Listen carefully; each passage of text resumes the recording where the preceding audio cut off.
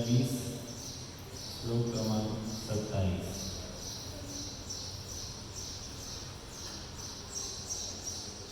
त्वमेकः किल लोकानां त्वमेकः किल लोकानां इष्टानां क्लेशनाशनः इष्टानां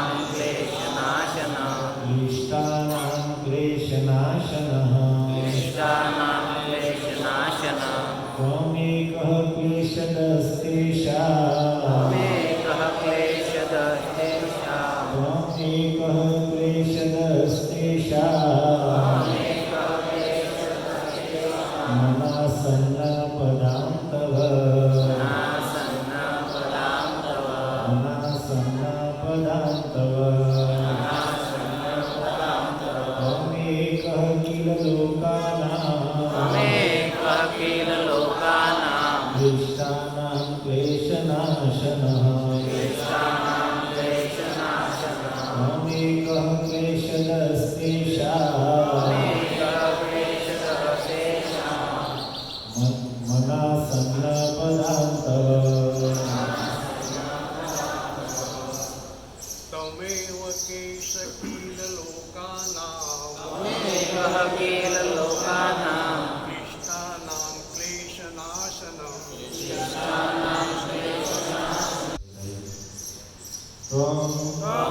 तुम एकः अकेले किल निसंदेह लोकानां मनुष्यों के इष्टानां क्लेशों से ग्रस्त क्लेश कष्ट नाशनः नाश करने के लिए त्वमेकः तुम ही अकेले क्लेशद क्लेश देने वाले तेषां उन पर अनासन्न जो शरण नहीं लेते पदा पैरों की तव तुम्हारे।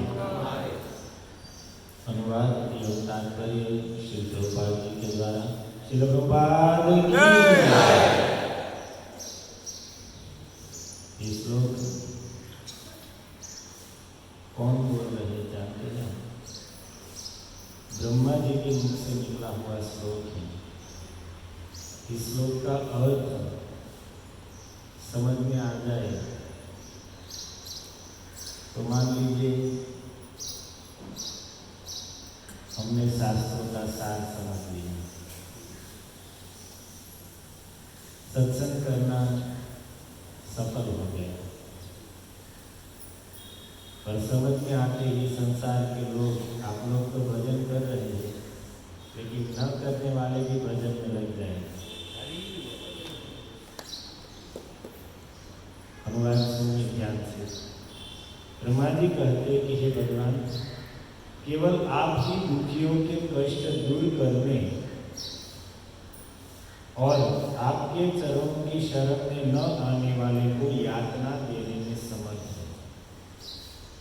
तात्पर्य क्लेशदस्तेषां अनासन्नपदां तव शब्द सूचित करते हैं कि भगवान के दो काम हैं।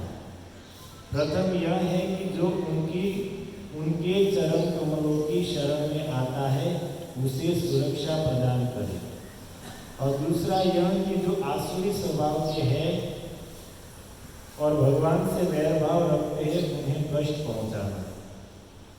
और माया का कार्य अभक्तों को कष्ट पहुंचाना है। यहाँ ब्रह्मा कहते हैं कि आप शरणागत जीवों के रक्षक हैं, अतः मैं आपके चरण कमलों की शरण ग्रहण करता हूँ। कृपा करके इन असुरों से मेरी रक्षा करें। ओम ज्ञानतिमिरान्धस्य ज्ञानाञ्जनशलाकया चक्षुरुन्मीलितं येन तस्मै श्रीगुरुवे नमः। नमो विष्णुपादाय कृष्णप्रेष्ठाय भूतले श्रीमते भक्तिवेदांत स्वामी नामिने नमस्ते सरस्वती देवे गौरवाणी प्रचारिणे निर्विशेष शून्यवादी भास्करत्वेशकारिणे जय श्री कृष्ण चैतन्य प्रभु नित्यानंद श्री अद्वैत गदाधर श्रीवासादि हरे कृष्णा कृष्णा कृष्णा हरे हरे हरे राम राम राम हरे कृष्णा कृष्णा कृष्णा हरे हरे हरे राम राम राम हरे हरे कृष्णा कृष्णा कृष्णा हरे हरे हरे राम राम राम हरे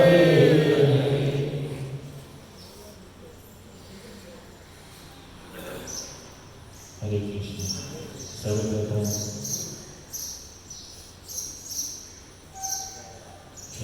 रविवार की प्रातःकालीन भागवत कक्षा में पधारे हुए आप सभी श्रोताओं के चरणों में दंडवत प्रणाम करते हैं।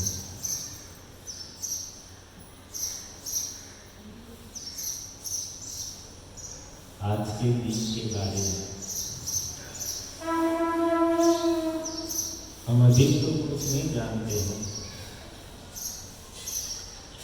गांधी जी का जन्मदिन है तो उसके जीवन चरित्र के बारे में तो हम नहीं जानते हैं, लेकिन एक प्रसंग जानते हैं जो हम भक्तों के लिए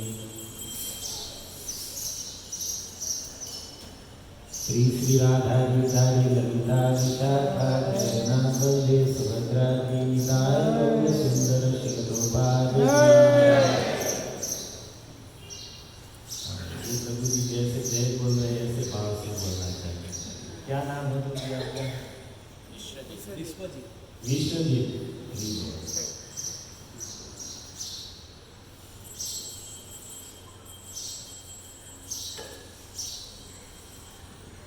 एक प्रसंग ऐसा है जो हम भक्तों के लिए काम की वस्तु है।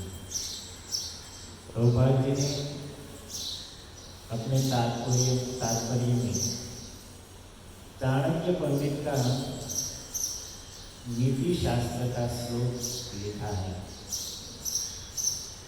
अच्छी वस्तु कहीं से भी मिले उसे ग्रहण करना चाहिए। सोना पूरे करकट में पड़ा हो तो भी उसे उठा लेना चाहिए।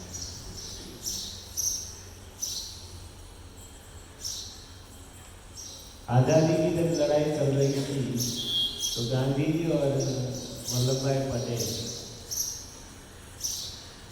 दोनों परस्पर मंथन कर रहे थे, विचार कर रहे थे कि क्या कारण है कि इतना प्रयास करने पर भी इतने सत्याग्रह किए, इतने आंदोलन किए और इतने लोगों की बलि चढ़ गई, लेकिन फिर भी आज़ादी के मार्ग पर कुछ सफलता नहीं मिल रही। दोनों आस्तिक थे तो विचार आया कि अब इस बारे में किसी संत महापुरुष की सलाह लेनी चाहिए। दिल्ली से वृंदावन नजदीक पड़ता है। उन्होंने सुना था कि वृंदावन संतों की भूमि है, तो दोनों ब्रजभूमि में गए और वहां पर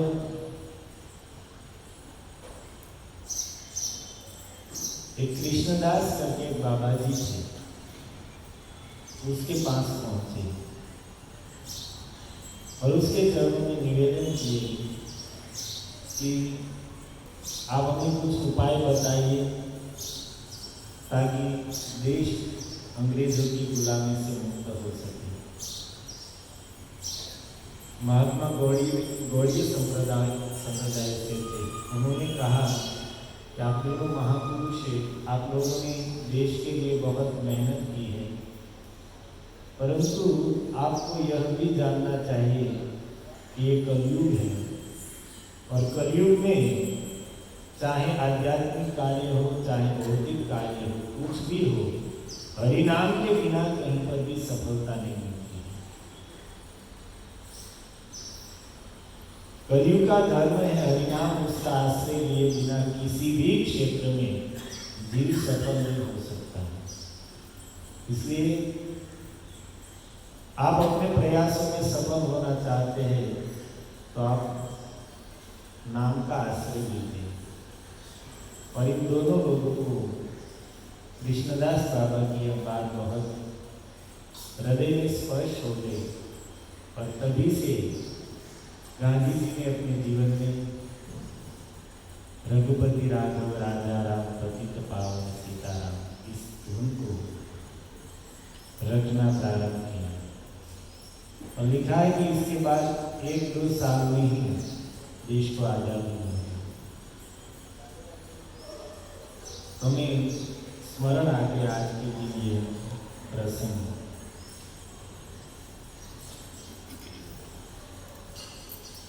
यहाँ पर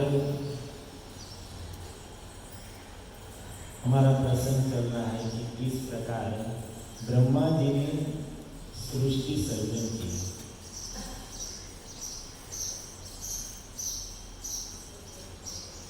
ब्रह्मा जी भगवान के आदेश से, भगवान की शक्ति से और भगवान के द्वारा दिए हुए ज्ञान के बल से सृष्टि सर्जन कार्य में लगे हैं,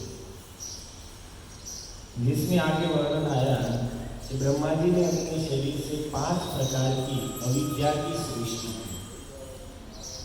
तमः, अंधतमः, कामिस्त्र, अंधकामिस्त्र, तमः, मोह और महामोह। और फिर ब्रह्मा जी ने यह अविद्या में अपना शरीर छोड़ दिया, इसका त्याग कर दिया। तो ब्रह्मा जी के उस अविद्यामय शरीर को यक्षों और राक्षसों ने ग्रहण कर लिया और ब्रह्मा जी ने जो अविद्या उत्पन्न करने वाला शरीर छोड़ा था उसमें से रात्रि, वही शरीर रात्रि के रूप में परिणत हुआ और उसी से भूख और प्यास की उत्पत्ति हुई। तो ब्रह्मा जी के यह छोड़े हुए शरीर को यक्षों और राक्षसों ने ग्रहण कर लिया और उसी शरीर से उत्पन्न भूख और प्यास से पीड़ित होकर वे लोग ब्रह्मा जी को ही खाने के लिए उसकी ओर दौड़े और दौड़ते दौड़ते क्या कहते, इसको खा जाओ, इसको खा जाओ। कोई कोई लोग उसमें समझदार होंगे तो कहते कि माँ इसकी रक्षा करो, इसको नहीं खाना चाहिए, इसकी रक्षा करो। तो कहते नहीं, माँ रक्षते न माँ रक्षत जक्षत तुम, नहीं, इसकी रक्षा बिल्कुल नहीं करना, इसको खा ही जाओ। ब्रह्मा जी को इतने क्रूर थे। फिर ब्रह्मा जी उसे कहते कि अरे भाई, मेरे से ही आप लोगों की उत्पत्ति हुई है, मैं एक तरह से आपका पिता हूँ। माँ जक्षत, इसलिए मुझे मत खाओ। माम रक्षत, मेरी रक्षा करो आप। अहो मैं यक्ष रक्षांसी प्रजा यूयम बभूवित। अरे आप लोग तो मेरी ही प्रजा है और मेरी प्रजा होकर मुझे क्यों खा रहे हैं। और फिर ब्रह्मा जी ने अपने सात्विक प्रभा से देवताओं की सृष्टि की और उसी शरीर से ब्रह्मा जी ने दिन का निर्माण किया है, अर्थात ब्रह्मा जी का वही प्रकाशमय शरीर दिन के रूप में हो गया। अविद्यामय जो शरीर था उससे रात्रि का निर्माण हुआ और प्रकाश में सात्विक शरीर था उससे दिन की सृष्टि हुई। और फिर देवो अदेव जगन्नाथ, देव अर्थात ब्रह्मा जी ने अपने शरीर से अदेव प्रकट किए। अदेव मीन्स असुर, जो कैसे थे, स्मार्ति लोलुपा, अत्यंत काम लंपट थे।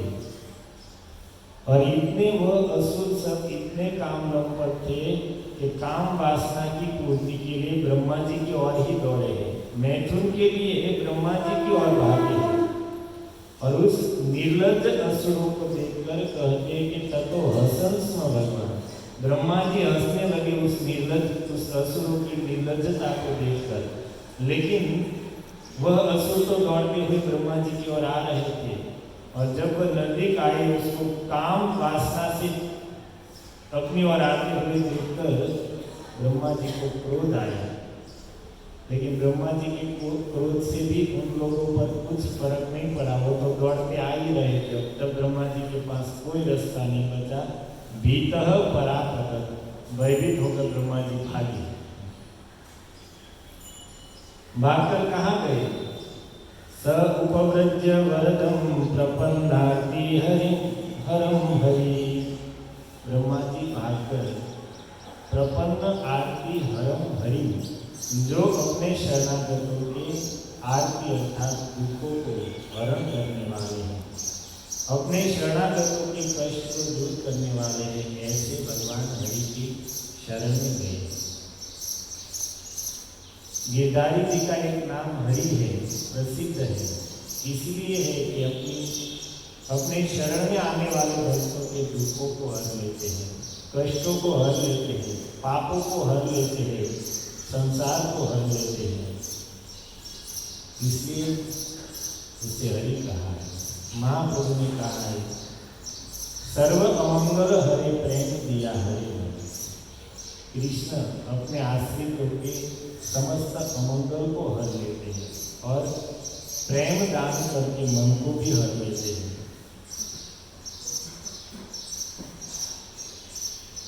लेकिन एक बात है कि प्रपन्न आरती हरम, आरती अर्थात दुख तो हरते हैं, परंतु किसके?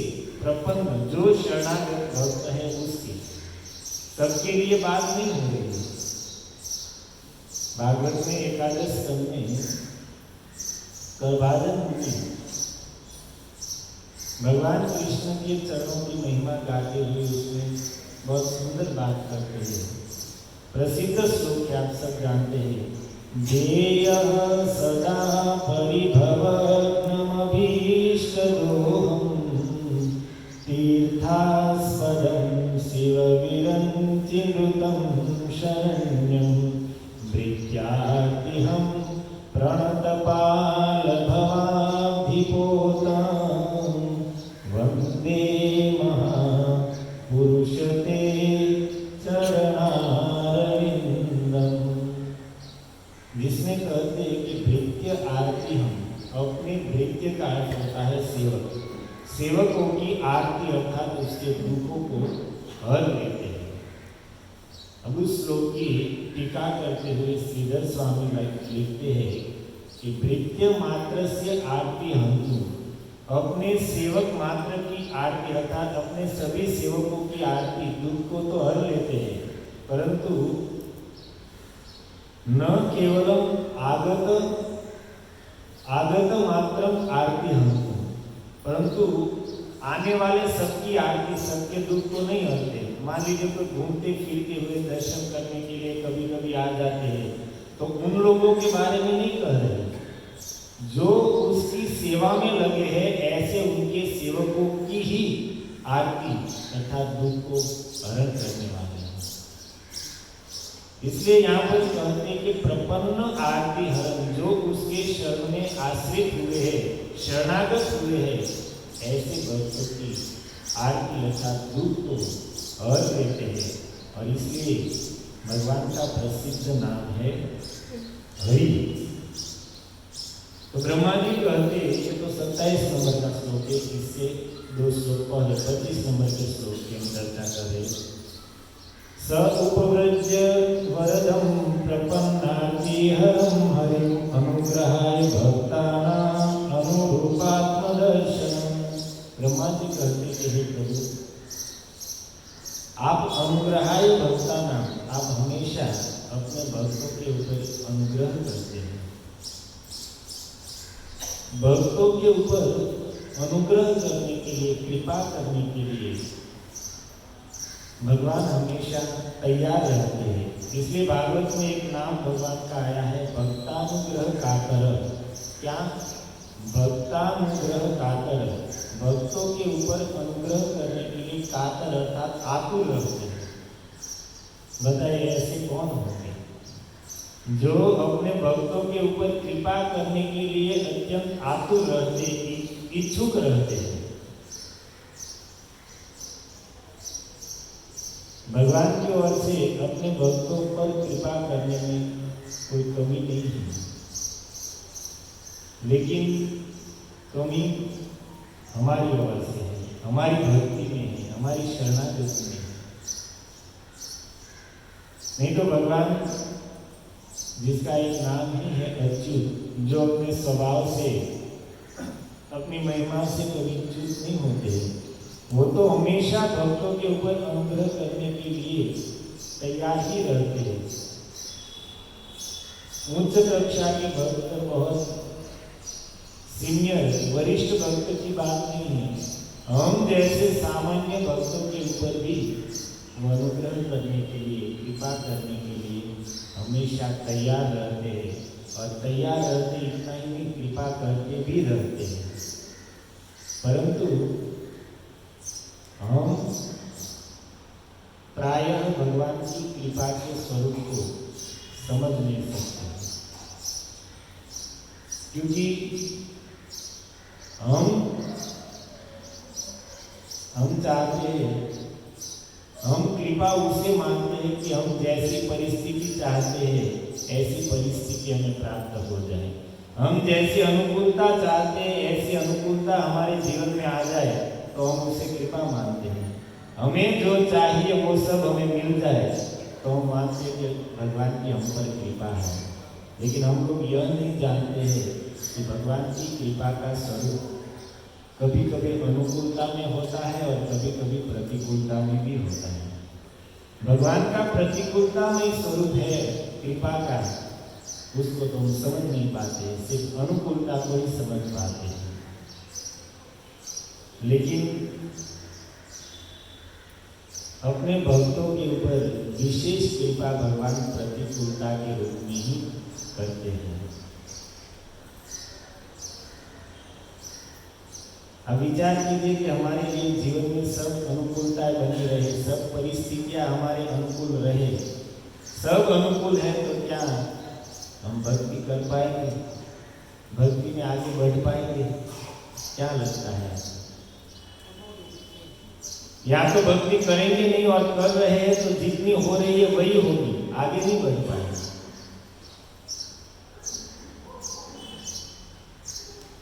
अगर जीवन में अनुकूलता ही रही तो न हम कभी अहंकार से मुक्त हो सकते हैं, न कभी हमारे दोषों को, दुर्गुणों को समझ सकते हैं। ये सब बात तो भगवान की प्रतिकूल कृपा में ही समझ में आती है। अहंकार कब नष्ट होगा? अनुकूलता में नष्ट होगा। जब जीवन में प्रतिकूलताएं आएगी, विपरीत परिस्थिति आएगी, तब हमारा अहंकार टूटेगा, हम अपने दोषों को समझ पाएंगे, विवेक की जागृति होगी। कृष्ण सब कुछ जानते हैं, हमारा रोग कैसा है और जैसा रोग है वैसी ही चिकित्सा करते हैं। अब कोई व्यक्ति रोगी है और वो विचार करे कि डॉक्टर हमें जैसी चाहिए वैसी दवा दे, हम जैसा चाहते वैसी ट्रीटमेंट हमारी करे, बिल्कुल दुख नहीं होना चाहिए, कष्ट नहीं होना चाहिए, हमारे लिए बिल्कुल आरामदायी हो ऐसी ट्रीटमेंट हमारी करे, तो क्या वो कभी रोग से मुक्त हो पाएगा? नहीं हो पाएगा।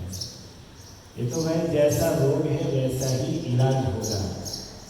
इसलिए भगवान कृपा तो करते हैं, लेकिन भक्त के ऊपर जैसी कृपा की आवश्यकता है वैसी कृपा उसकी होगी। एक माँ अपने बालक के ऊपर हमेशा कृपा करती है, उसको प्रेम करती है, उसकी आवश्यकताओं की पूर्ति करती है। लेकिन कभी कभी माँ की कृपा थोड़ी कठोर भी हो जाती है।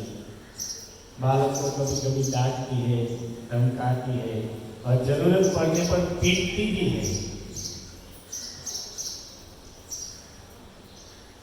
बच्चे को पीटना भी माँ की कृपा है, क्योंकि वो अपने बच्चे का सुधार करना चाहती है, अपने बेटे को दोषों से बचाना चाहती है, और इसलिए वो कठोर बनकर बच्चे को पीटती है। परंतु क्या बालक माँ की इस कृपा को समझ सकता है? वो तो थोड़े समय के लिए माँ को ही दुश्मन मान बैठता है, ये मुझे क्यों पीट रही है। लेकिन समझने वाले समझ सकते हैं, इसमें भी माँ की कृपा है।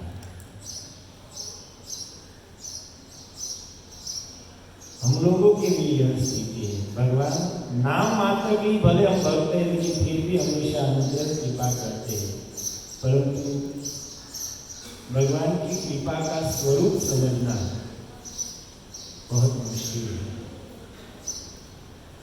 एक कथा आती है नारद जी की। नारद जी एक बार जा रहे थे और रास्ते में उसने सुंदर नगर देखा। नगर इतना सुंदर था कि उसकी शोभा को देखकर आकर्षित होकर नारद जी उस नगर में गए, और वहाँ के राजा थे शिलनिधि, और उसकी एक कन्या थी जिसका नाम था विश्वमोहिनी। विश्वमोहिनी का स्वयंवर था, तो पूरा नगर सजाया हुआ था। नारद जी को देखा तो राजा शिलनिधि उसका स्वागत सत्कार करते हुए घर पर लेकर गए, और फिर अपनी पुत्री को बुलाकर नारद जी से प्रणाम कराकर नारद जी से कहा कि नारद जी, ये मेरी कन्या है, आप इसके हाथों की रेखा को देखकर बताइए कि इसके भाग्य में कैसा पति लिखा है। अब नारद जी उस कन्या को देखते ही इतने मोहित हो गए कि इतने बड़े विरक्त नारद जी के मन में इच्छा हो गई कि यार इससे तो मैं ही शादी करूं। स्त्री और पुरुष का जो आकर्षण है वो इतना प्रबल होता है कि बड़े बड़े समर्थ पुरुष भी नहीं बच सके। इसलिए भागवत में ययाति महाराज के उद्गार है कि मात्रा सहसा दुहित्रा न एकांतिनो भवे। कोई माता पुत्री या बहन के साथ भी एकांत में एक आसन पर नहीं बैठना चाहिए। बलवान इंद्रिय ग्रामम विद्वांसम विकर्षति, क्योंकि इंद्रिया इतनी प्रबल है कि बड़े बड़े विद्वानों को भी भ्रष्ट कर देती है, उसको भी आकर्षित कर देती है। सामान्य लोगों की तो बात ही दूर है, इंद्रिया इतनी प्रबल है कि वो कब किसको पकड़ ले, इस घटना को निमित्त बनाकर जीव को भ्रष्ट कर दे। इसलिए यहाँ तक सावधान किया है कि व्यक्ति को एकांत में बिल्कुल एक आसन पर माता बहन या पुत्री के साथ भी नहीं बैठना चाहिए। अब नारद जी के मन में इच्छा हुई कि मैं शादी कर लूं। अब उस विश्वमोहिनी का स्वयंवर था, तो नारद जी ने सोचा कि भाई अब एक ही उपाय है कि अगर भगवान श्री हरि मुझे अपना स्वरूप दे दे, इतना सुंदर बना दे, तो ये विश्वमोहिनी मेरे गले में ही हाथ डाले। तो नारद जी उसके हाथ को देखकर थोड़ी ऐसी ऐसी बात करके जो सत्य लिखा था उसने वो नहीं बताया, अपनी ओर से कुछ मन गढ़ंत बातें कर उसको बताकर फिर वहाँ से निकल गए और एकांत में जाकर भगवान से प्रार्थना करने लगे कि हे प्रभु, आपके सिवा मेरा कौन है, आज तक मैंने आपसे कुछ मांगा नहीं है, ऐसा वैसा करने लगे। और भगवान नारद जी की प्रार्थना को सुनकर वहाँ पर प्रकट हुए हैं। नारद जी ने कहा कि हे प्रभु, हे श्री हरि, मुझे आप अपना रूप दे दीजिए, मैं शादी करना चाहता हूँ, और आपके रूप के बिना वो विश्वमोहिनी मुझे वरमाला पहनाएगी। भगवान ने कहा कि नारद जी, जिसमें आपका हित होगा मैं वही करूँगा, तथास्तु। अब नारद जी समझ रहे थे कि भगवान ने मुझे अपने समान सुंदर बना दिया, लेकिन हरि का एक अर्थ बंदर भी होता है। नारद जी को हरि का रूप चाहिए था, तो ठाकुर जी ने उसको दे दिया, भयंकर बंदर की आकृति।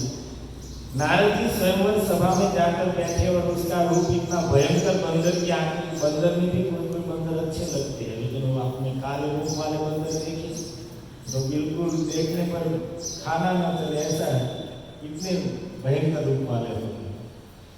ऐसे भयंकर आकृति बना दी जो विश्व मोहिनी ने दूर से नारद जी को देख लिया तो उस पंक्ति में ही नहीं गई।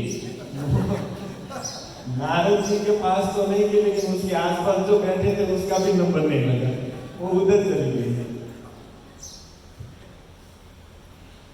फिर नारद जी को फिर मालूम हुआ, बहुत लंबी कथा है, और जब पानी में देखा और मालूम हुआ कि अरे ये तो भयंकर बंदर का रूप है। उस सभा में शिव जी के 2 गण थे, वो नारद जी को, वो इस घटना को, इस रहस्य को जानते थे, बाकी और कोई नहीं जानता। तो ये दोनों भी जानबूझकर मजाक करने की मूड में नारद जी के आसपास जाकर बैठ गए और परस्पर चर्चा करते थे, अरे यार ये तो कितना सुंदर है, हम व्यक्ति सभा में आए, इनको देखने की विश्व मोहिनी तो इस और किसी के सामने देखेगी भी नहीं। अब नारद जी इन दोनों की बात को सुनकर फुला रहे थे, छाती चौड़ी हो रही थी, लेकिन विश्व मोहिनी दूसरी ओर चली गई, दूसरे के गले में वरमाला डाल दी। फिर वो दोनों नारद जी से कहते कि महात्मा अपना मुख तो थोड़ा देख लीजिए। पानी के पास लेकर गए और दोनों ने नारद जी को मुख दिखाया पानी में, और नारद जी को तब मालूम हुआ, अरे मैं तो बंदर बना हुआ हूँ। और कितनी लज्जा है।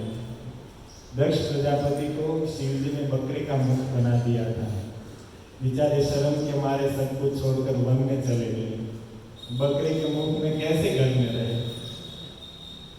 नारद जी को इतना क्रोध आया कि सबसे पहले तो उन दोनों को शाप दे दिया कि दुष्टों, मेरी एक साधु की मस्करी करते हो, जाओ दोनों असुर हो जाओ। अब नारद जी को उस समय क्या क्रोध था, इतना विवेक नहीं रहा कि एक साधु होकर स्वयंवर सभा में आकर बैठना आपको शोभा देता है और उनको मस्करी करना नहीं शोभा देता है। और फिर गए भगवान के पास, आज तो उसको भी नहीं छोड़ूंगा, मेरी इतनी बेइज्जती की। और भगवान को रास्ते की मिल गए। नारद जी क्रोध के मारे होठ कांप रहे। अच्छा आप मिल गए, आप किसी की भी मस्करी करते हैं, आपके सिर के ऊपर कोई है नहीं, इसलिए जो चाहे वैसा करते हैं, आपको कोई कहने वाला नहीं है, आपको कुछ कर्म का बंधन नहीं लगता है, आपके ऊपर कोई है नहीं, इसलिए हमेशा मनमानी करते रहते हैं, और आप दूसरों को ठगने में बहुत बुद्धिमान है। मैं जानता हूँ समुद्र मंथन हुआ तो अच्छी अच्छी जो वस्तुएं निकली वो स्वयं ले ली, कौस्तुभ मणि स्वयं ले ली, लक्ष्मी स्वयं ले ली, और शिव जी को पागल बनाकर उसको विष पिला दिया। कई प्रकार की बातें नारद जी ने भगवान को सुनाई और अंत में शाप दे दिया कि मैं आपको शाप देता हूँ कि जाइए, आपको मनुष्य बनना पड़ेगा, और मुझे जैसे पत्नी के विरह में तड़पाया है ऐसे ही आपको भी पत्नी के विरह में तड़पना पड़ेगा।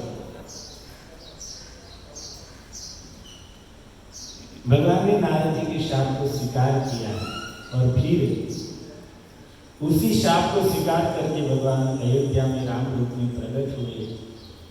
वनवास में गए, रावण के द्वारा सीता जी का हरण हुआ और राम जी सीता जी की खोज करते हुए, विलाप करते हुए, पशु पक्षी लता पताओं से पूछते हुए, रोते हुए वन वन में भटक रहे थे। उस समय एकांत में नारद जी उसके पास आए हैं और चरणों में गिरकर नारद जी प्रार्थना करते कि प्रभु आप यह लीला मेरे लिए ही कर रहे हैं, मुझे समझाने के लिए कि विवाह करने पर क्या स्थिति होती है। उस दिन मैं आपकी कृपा को समझ नहीं पाया था, उस दिन मुझे क्रोध आया और मैंने शाप दे दिया, लेकिन अब मैं आपकी कृपा को समझ पा रहा हूँ कि विवाह करना कितना बंधनकारक है।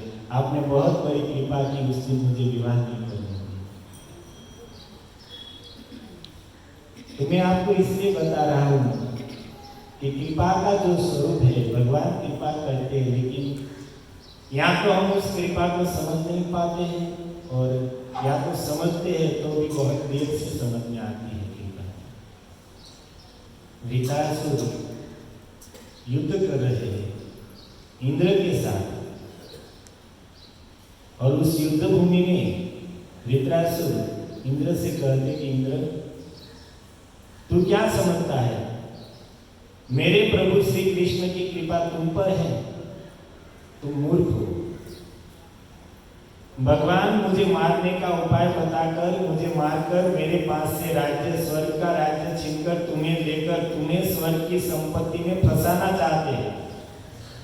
स्वर्ग की संपत्ति प्राप्त करके तुम भोगों में फंसोगे और मेरे पास से इन सब वस्तुओं को छीनकर मेरे ऊपर कृपा करना चाहते हैं, मुझे अपने चरणों में बुलाना चाहते हैं। लेकिन इंद्र, तेरे जैसा विषयी जीव भगवान की इस कृपा को नहीं समझ सकता है। ये तो कोई महात्मा ही भगवान की कृपा को समझ सकता है।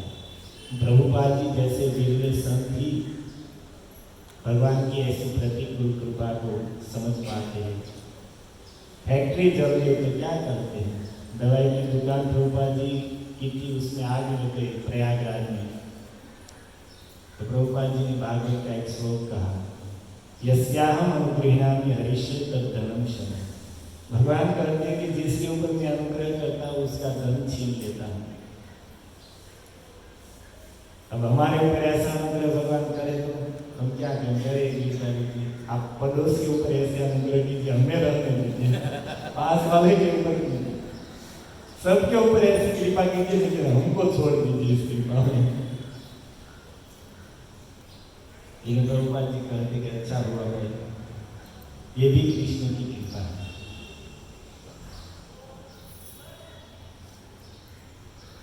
गुरु महाराज परम पूज्य राधा गुरु स्वामी महाराज, उसके बड़े भाई हैं ब्रजेश तनय, जो वृंदावन में शरीर छोड़ने की इच्छा से कई सालों से रह रहे। महाराज जी जहाँ पर रहते वहीं फ्लैट में एक रूम में रह रहे। उसका क्या कहते, एक बिस्तर में ही उसका पूरा जीवन है। एक पलंग है, उसके ऊपर एक और ग्रंथ है और बाकी भाग में सोते हैं। सिर्फ उठकर बाथरूम में जाते हैं, बाकी उसका सब पूरा दिन भजन साधन आराम भोजन सोना सब कुछ उस बिस्तर पर ही होता है। और जब भी जाए तब वहाँ पर अकेले बैठे बैठे कीर्तन गाते रहते। जो भक्त लोग जाते हैं उसने दर्शन किया है। और कीर्तन में भी उसने लकड़े का कुछ बनाया है, छोटा सा लकड़ा है, प्लाई आती है वैसा, और उसके ऊपर एक कपड़ा बांध के रखा है और फिर उसे हाथ में लेकर ऐसे कीर्तन करते रहते अकेले उस लकड़े को बजाते हुए। जब भी जाए वो बस आरती गा रहे हैं, कीर्तन गा रहे हैं, महामंत्र गा रहे हैं। तो 2-3 महीने पहले बाथरूम में गए थे तो गिर गए, तो पैर यहाँ से और कमर से हड्डी में फ्रैक्चर हो गया। तो 2 महीना जैसा समय हुआ बिस्तर पर ही रहे। तो मैं उस समय वहाँ पर गया था, तो कुछ सेवा वहाँ पर कर रहा था, लेकिन वो उसके मुख पर से लग रहा था कि इसको पीड़ा हो रही है। मैंने पूछा से ऐसे, बाबा दर्द हो रहा है? आंखें बंद थी और दर्द हो रहा है उसका। उसने मुझे उत्तर क्या दिया, हाँ या ना, ऐसा उत्तर नहीं दिया। क्या कहते, गुरु महाराज एक दिन छत पर धूप लेने गए थे और मैं भी उस समय वहां पर गया ऊपर। और महाराज जी की उस स्थिति को देखकर मैंने गुरु महाराज से पूछा, ब्रज के बाबा बड़े जो महाराज जी के बड़े भाई हैं, महाराज जी से ही दीक्षित है, कहते कि मैंने गुरु महाराज से उसकी स्थिति देखकर पूछा कि महाराज जी क्या रोग होना भी भगवान की कृपा है? तब वो कहते, गुरु महाराज ने कहा है कि ब्रजेश तनय जी, शरीर में रोग होना भगवान की कृपा नहीं है, बहुत बड़ी कृपा है।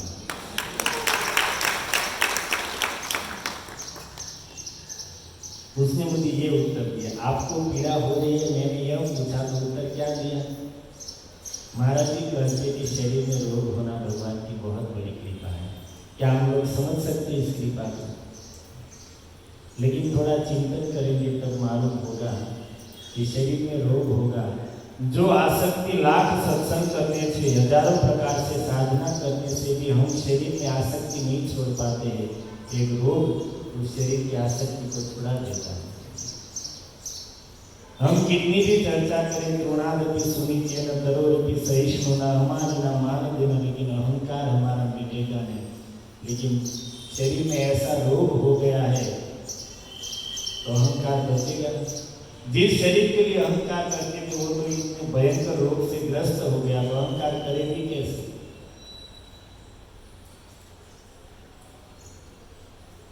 इन सब बातों को समर्थ पुरुष ही समझ सकते हैं।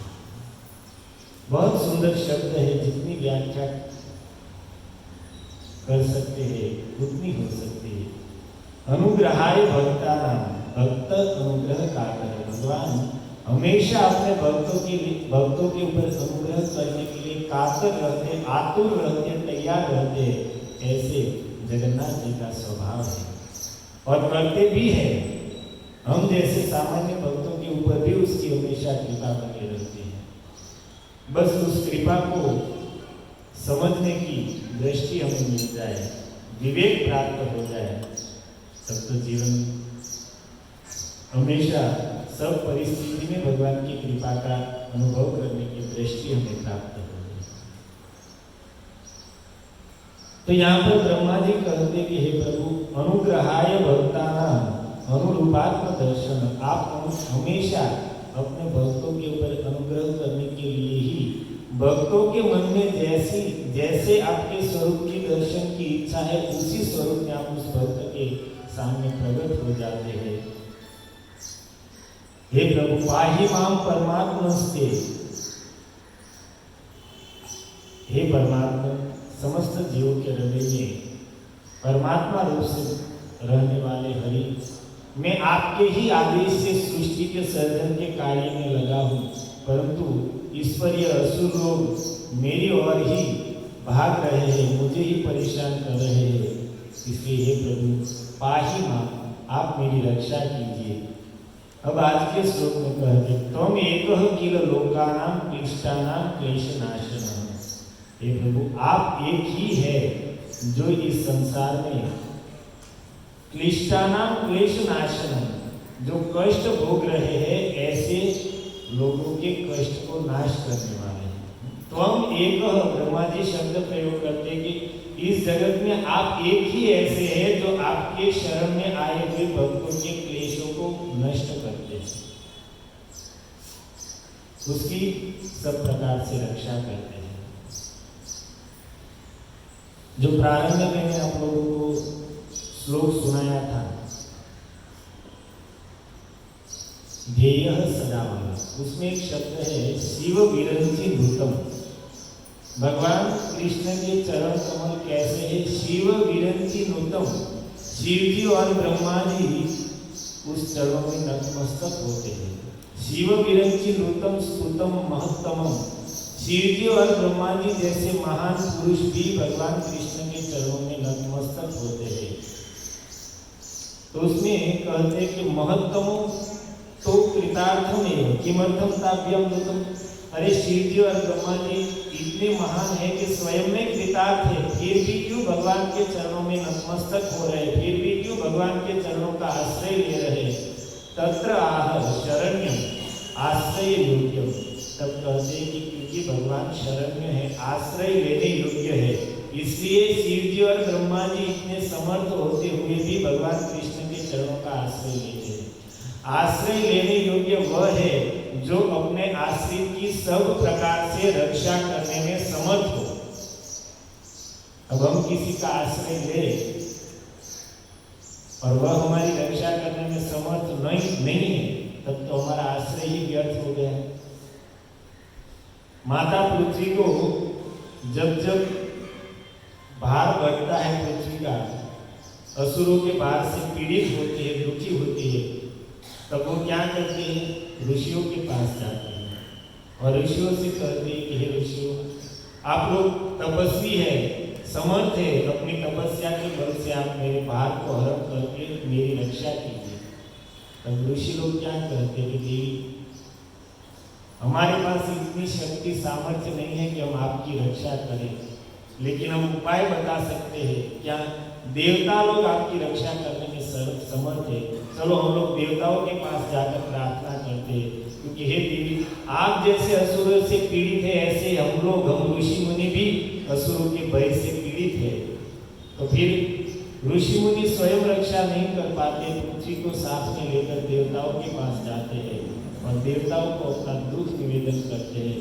तब देवता लोग कहते हैं कि अरे देवी पृथ्वी, ऋषियों, आप लोगों की जो दशा है वही दशा हमारी है।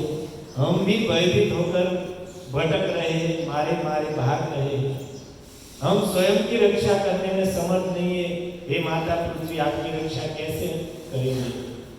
एक काम करते हैं, सृष्टि के विधाता ब्रह्मा जी है, वो हम सबकी रक्षा करेंगे। हम सब मिलकर ब्रह्मा जी के पास जाते हैं। तो माता पृथ्वी, ऋषि सब, देवता सब मिलकर ब्रह्मा जी के पास जाते हैं और ब्रह्मा जी को अपना दुख निवेदित करते हैं। तो ब्रह्मा जी क्या करते हैं? हे देवी पृथ्वी, तोर गति सो मोर गति, आपकी जो स्थिति है वही हमारी स्थिति है, इसमें हम क्या करें? एक ही ऐसे है जो इस मुसीबत के समय हम सबकी रक्षा कर सकते हैं, हमको इस कष्ट से मुक्त करा सकते हैं। चलो हम उसके पास जाते हैं। और तब ब्रह्मा जी उन सबको लेकर देव जगन्नाथ विशाखपति जगन्नाथ जी के पास क्षीर समुद्र के तट पर लेकर जाते हैं। और ये घटना एक बार नहीं, बारंबार यह घटना होती है। इसी से हम लोग समझ सकते हैं कि इस जगत में न कोई देवता, न कोई ऋषि के, न ब्रह्मा जी जैसे कोई समर्थ पुरुष भी अपनी रक्षा करने में समर्थ है। भगवान कृष्ण ही सबके रक्षक है। अगर भगवान रक्षा न करे तो इस जगत में चाहे कोई मनुष्य है, देवता है, ऋषि है, कोई भी क्यों न हो, अपनी रक्षा करने में समर्थ नहीं है। और इसलिए भगवान बारंबार अवतार लेकर, मनवंतर अवतार लेते हैं, युगावतार लेते हैं, लीलावतार लेते हैं, अलग अलग प्रकार से अवतार लेकर सबकी रक्षा करते हैं। और इस बात को उत्तरा छोटी सी 15 साल की उसकी उम्र थी, लेकिन इस अवस्था में भी उत्तरा को यह मालूम था कि इस जगत में कृष्ण को छोड़कर रक्षा करने में कोई समर्थ नहीं है। इसलिए जब अश्वत्थामा ने ब्रह्मास्त्र छोड़ा है, उत्तरा का गर्भ उस ब्रह्मास्त्र के तेज से जलने लगा। उस समय उत्तरा दौड़ती हुई भगवान कृष्ण के पास गई है, कृष्ण को पुकारा है। यद्यपि वहां पर उस समय उसके ससुर सब भीम, अर्जुन, युधिष्ठिर इत्यादि खड़े थे, जो हाल ही में विश्व का सबसे बड़ा युद्ध, महाभारत का युद्ध जीतकर खड़े थे। इतना बड़ा युद्ध जीतने वाले वो क्या रक्षा नहीं कर सकते हैं? वो भी रक्षा कर सकते हैं, लेकिन उत्तरा उसके पास नहीं गई। वो कहाँ पर गई? सीधी भगवान कृष्ण के पास। देव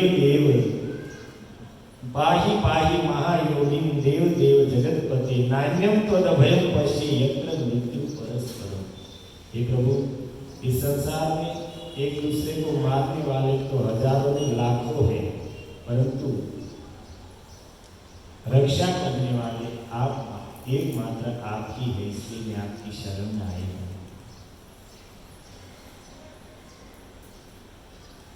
उत्तरा इस बात को जानते हुए और कहीं न जाकर जो सबके रक्षक है, देवता भी जिसका आश्रय लेते हैं, उस भगवान के पास सीधी गई है अपनी रक्षा के लिए। भगवान कृष्ण का स्मरण ही, उसके चरणों का स्मरण ही जीव को बड़े बड़े दुखों से, बड़े बड़े कष्टों से बचा लेता है। भागवत कहता है, हरि स्मृति सर्व विपद विमोक्षण। कृष्ण की स्मृति, स्मरण ही जीव को बड़ी बड़ी विपत्तियों से बचा लेता है।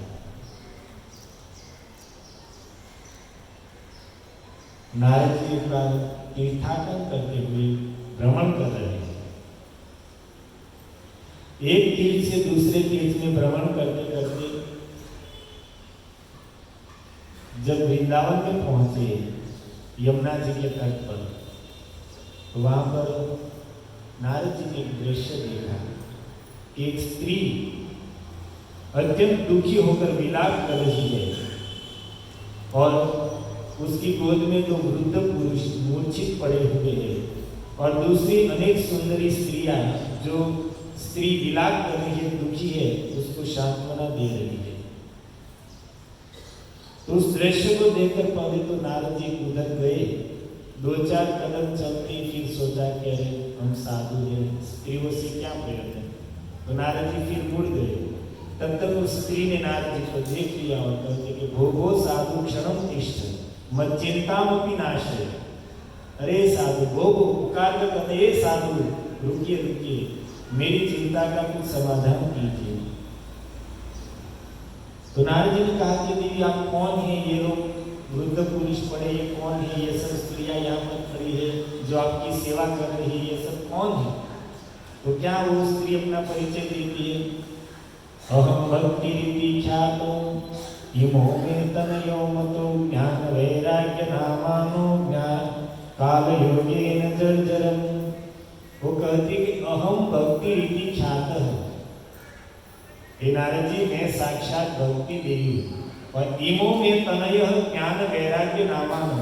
और ये जो दोनों वृद्ध पड़े हैं, मूर्छित पड़े हैं, ये दोनों मेरे पुत्र हैं, एक ज्ञान है और एक वैराग्य है। और ये सब स्त्रियां गंगा सरितस्येमा मत सेवार्थम समागता। ये गंगा इत्यादि पवित्र नदियां हैं जो मुझे दुखी देखकर मुझे सांत्वना देने के लिए, मेरी सेवा करने के लिए यहाँ पर प्रकट होकर मेरी सेवा कर रही है। अच्छा, नारद जी कहते कि आप साक्षात भक्ति महारानी हैं। हाँ, भक्ति महारानी कहती है उत्पन्ने साहं द्रविड़े कर्णाटके वृद्धिं गतः क्वचिन् क्वचिन् महाराष्ट्रे गुर्जरे जीर्णतां गतः। हे नारद जी, मेरी उत्पत्ति द्रविड़ प्रदेश दक्षिण भारत में हुई और फिर वहां से मैं ऊपर आते हुए कर्नाटक प्रदेश में आई तो वहां पर मेरी बहुत वृद्धि हुई। वहां पर ऐसे ऐसे आचार्य हुए जिन्होंने मेरा स्वीकार किया, इसलिए वहां पर मेरी वृद्धि हुई। वहां से आगे चलते हुए मैं महाराष्ट्र में आई तो महाराष्ट्र में भी क्वचिन महाराष्ट्र में भी मेरा स्वीकार हुआ तो वहां पर भी मैं थोड़ी थोड़ी वृद्धि को प्राप्त हुई।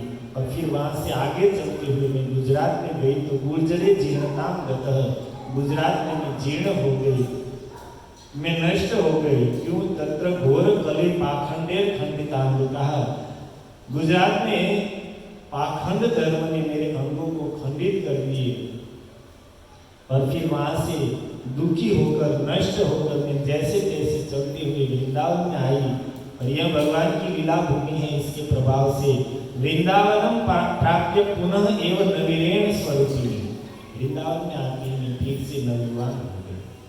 भक्ति महारानी कहती है कि वृंदावन में आकर मैं फिर से नवयौवन संपन्न हो गई, परंतु मेरे ये दोनों पुत्र जो वृद्ध हो गए हैं उसकी स्थिति में कोई सुधार नहीं हुआ। मैं तो नवीन हो गई परंतु मेरे पुत्र दोनों वैसे ही रहे। इमो तु शायितो अत्र सुतो में क्लिश्यन्ति श्रमात्। अब नारद जी मैं क्या करूँ आप बताइए, मैं माता होकर युवान हूँ और ये मेरे पुत्र होकर वृद्ध पड़े और मूर्छित है, और मैं नवयुवान होने पर भी ये मेरे पुत्र वृद्ध है, मूर्छित है, इसलिए मैं दुखी हूँ। भक्ति महारानी एक बहुत समझने लायक बात है। आचार्यों ने इस पर बहुत लिखा है कि भक्ति महारानी वृंदावन में आकर स्वयं नवयौवन संपन्न हो गई, लेकिन उसके पुत्र ज्ञान वैराग्य जीर्ण है, इसलिए नवयौवन संपन्न होकर भी सुखी नहीं है, दुखी है। भक्ति कर रहे हैं परंतु हमारी भक्ति के साथ ज्ञान और वैराग्य नहीं है, तो भक्ति महारानी रहते हुए भी दुखी रहेगी। भक्ति कर रहे हैं लेकिन वैराग्य नहीं है, मन संसार के विषयों में लगा हुआ है, भोगों में लगा हुआ है। अच्छे से अच्छा भोजन चाहिए, अच्छे से अच्छी सुविधाएं चाहिए, अच्छे से अच्छे कपड़े चाहिए, भक्ति तो कर रहे हैं लेकिन मन भोगों में लगा हुआ है, वैराग्य का अभाव है। तो भक्ति महारानी होते हुए भी, भक्ति करते हुए भी हमारे अंदर प्रसन्न नहीं रहेगी। और ऐसे ही भक्ति तो कर रहे हैं लेकिन ज्ञान नहीं है, शुष्क ज्ञान की बात नहीं है। जो भगवत ज्ञान है, भागवत, भगवत गीता, चैतन्य चरितामृत न पढ़ रहे हैं न सुन रहे हैं, सही ज्ञान है नहीं, भक्ति कर रहे हैं। ज्ञान के अभाव में भी भक्ति महारानी दुखी रहेगी। इसलिए भक्ति कर रहे हैं तो भक्ति के अनुरूप वैराग्य और ज्ञान भी आवश्यक है, तभी भक्ति महारानी हमारे अंदर प्रसन्न रहेगी। और अगर भक्ति कर रहे हैं लेकिन ज्ञान वैराग्य का अभाव है तो भक्ति महारानी कहती है कि नारद जी, मेरे पुत्रों के कारण, मेरे पुत्रों की उपेक्षा के कारण मैं दुखी हूँ, इसलिए इदम स्थानम परित्यज्य विदेशम गम्यते मया, मैं इस स्थान को छोड़कर विदेश में जाना चाहती हूँ। इस स्थान को मीन्स जिस शरीर में हूँ, भक्ति, इसको छोड़कर मैं चली जाना चाहती हूँ। इदम स्थानम परित्यज्य विदेशम गम्यते मया, मैं इस स्थान को छोड़कर विदेश में जाना चाहती हूँ। मान लो नारद जी पूछे कि भक्ति महारानी आप कब जाएंगी विदेश, पासपोर्ट कब निकालेगी, वीजा कब निकालेगी? भक्ति महारानी कहती नहीं नहीं नारद जी, ऐसा कुछ नहीं करूंगी। भक्ति वेदांत स्वामी जब जाएंगे तो उसके कंधे पर बैठकर मैं भी विदेश करूंगा। स्पष्ट लिखा है, इदम स्थानम परित्यज्य विदेशम गम्यते मया, मैं इस स्थान को छोड़कर विदेश में। देखते भी वो लोग हरि बोल कर रहे हैं। हम इस वाले तो इस बात को अच्छे से जानते हैं, इसलिए व्याख्या करने की जरूरत नहीं है। परंतु हमारी जो मूल बात थी, नारद जी भक्ति महारानी की इस दुख को देखकर कहते कि वृथा खेत से बालो अहो चिंता तुरम करता। अरे बाला, अरे अगला, वृथा खेत से आप व्यर्थ में खेत करें, कथम चिंता तुरम, आप क्यों चिंता कर रही है? श्री कृष्ण चरणाम्भोज स्मर दुखम गमिष्यति, श्री कृष्ण चरणाम्भोज स्मर दुखम गमिष्यति। हे देवी, कृष्ण के चरणों का स्मरण करो, दुखम गमिष्यति, आपका दुख भाग जाएगा।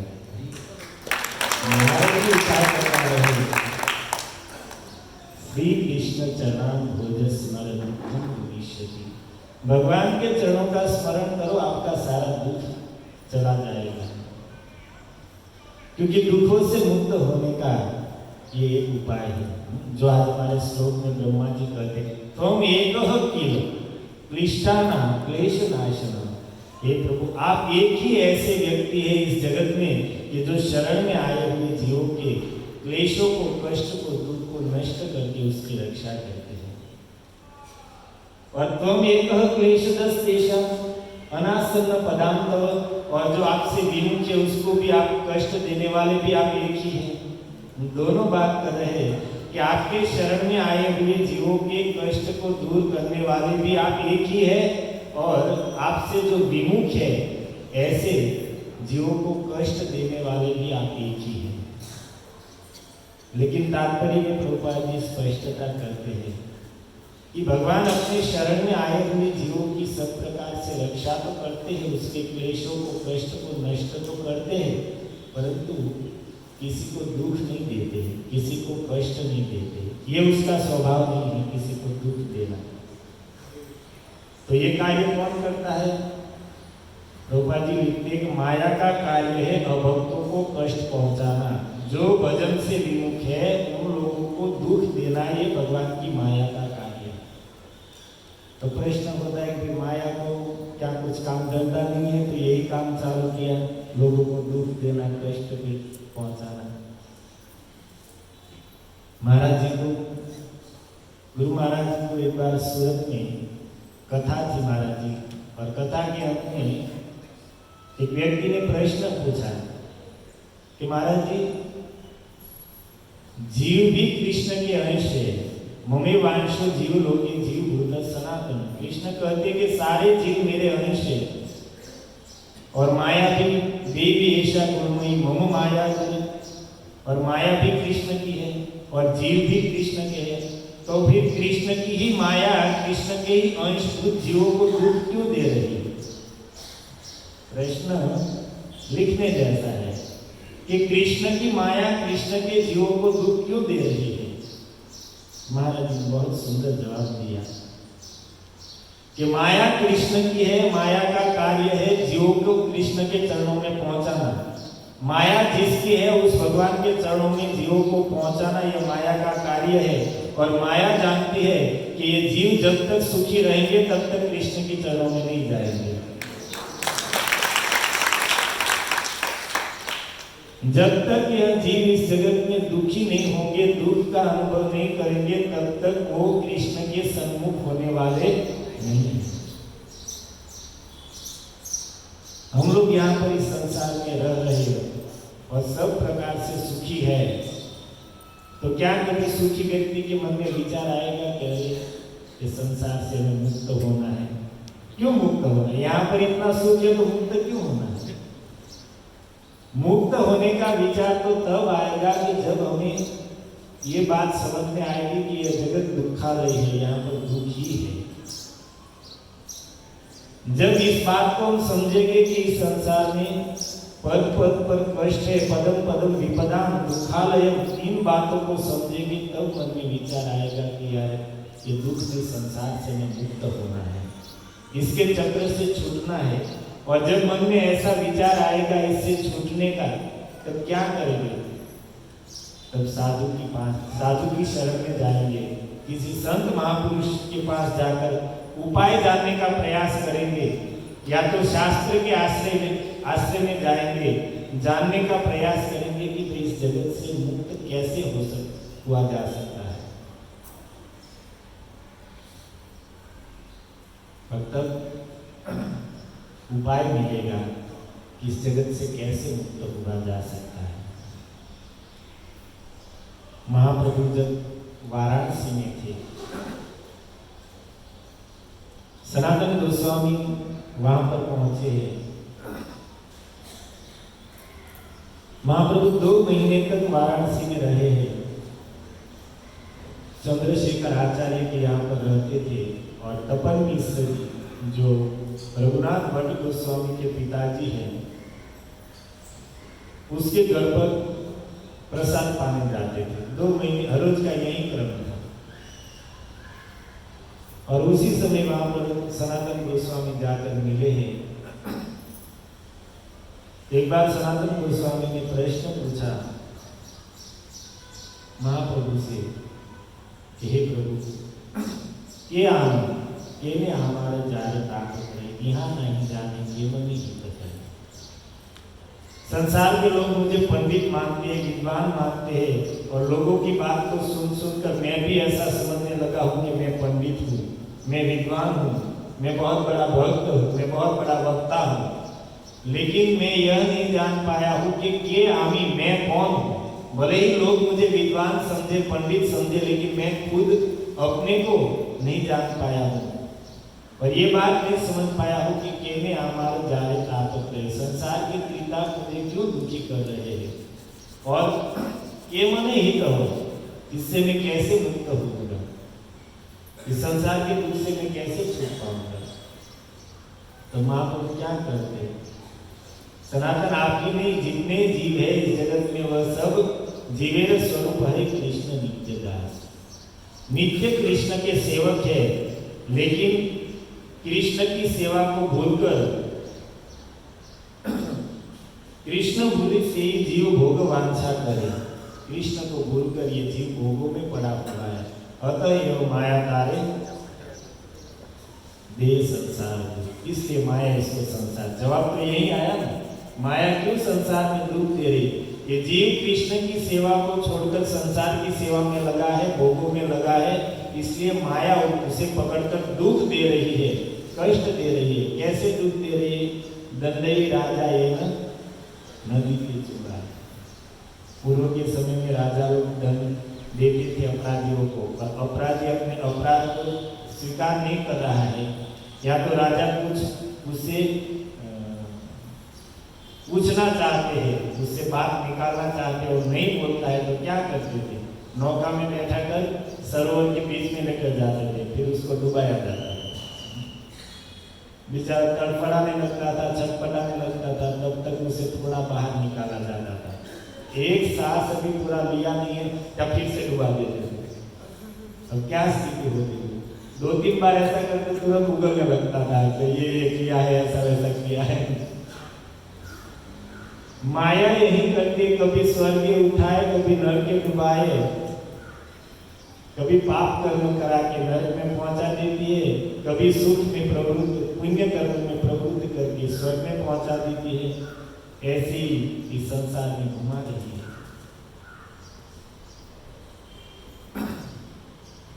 और कब छोड़ेगी? सनातन गोस्वामी का प्रश्न क्या था?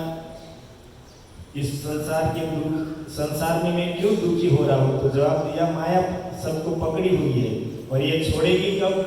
तब महाप्रभु कहते हैं, जो हमने चर्चा की, कि जब इस संसार में दुख का अनुभव होगा तब इच्छा होगी किसी साधु के पास जाकर या शास्त्र का आश्रय लेकर हम जाने कि वे इस जगत से मुक्त हम कैसे हो सकते हैं। और साधु शास्त्र कृपाए यदि कृष्णोन्मुख है, साधु और शास्त्र की कृपा से उसको समझ में आ जाए जीव को कि यहाँ से मुक्त होने का एक ही मार्ग है, कृष्णोन्मुख हो, कृष्ण के सम्मुख हो जाए, कृष्ण की सेवा में लग जाए, कृष्ण के भजन में लग जाए, से जीव निस्तरे, तब उस जीव का निस्तार होगा, कल्याण होगा। माया ताहर छाड़े, माया उसको छोड़ देगी। क्योंकि जब जीव कृष्ण की शरण में जाएगा, कृष्ण के भजन में लगेगा, तो माया समझेगी कि चलो भाई अपना कार्य तो हो गया। जिस कार्य के लिए मैं जीव को दुख दे रही थी, उसको दुखी करके कृष्ण के चरणों में पहुंचाना चाहती थी, वहां तक तो ये जीव पहुंच गया, तब अब इसे छोड़ दो। माया ताहर छाड़े, माया उसको दे, अब ये जहां पहुंचना था वहां पहुंच गया, अब इसको छोड़ दो, दूसरे को पकड़ो। और यही बात गीता में भगवान कहते कि देवी ऐसा मम माया दुरत्या, ये त्रिगुणमयी मेरी माया है, दुरत्य है। परंतु जीव इस माया की पकड़ से कब मुक्त होगा? मामेव ये प्रपंचन्ते माया वेताम तरन्ति, जो मेरी शरण में आ जाता है तो माया उसको छोड़ देती है। माया का यही कार्य है कि जीवों को कृष्ण के चरणों में पहुंचाना। अभी उत्सव चल रहा है नवरात्रि का, दुर्गा जी जो भगवान की बहिरंगा माया शक्ति है, उसी का कार्य है जीवों को अपने स्वामी तक पहुंचाना। और लोग इस बात को, शाक्त लोग कितना भी समझाएंगे, शास्त्र की रहस्य को तो समझ नहीं पाएंगे। भागवत में स्पष्ट लिखा है, जन्म प्रसंग में भगवान अपनी योग माया को बुलाकर कहते हैं कि देवी योग माया समाधिश, क्या आप जाइए नंद महाराज के गोकुल में जाइए और वहां पर अभी मथुरा में देवकी के 7वें गर्भ के रूप में मेरे ही अंश दाऊजी विराजमान है। आप देवकी के गर्भ से शेष जी को निकालकर रोहिणी उदरे सन्निवेश नंद महाराज के गोकुल में वसुदेव जी की दूसरी पत्नी रोहिणी रह रही है, उसके उदर में उसे स्थापित कर दीजिए।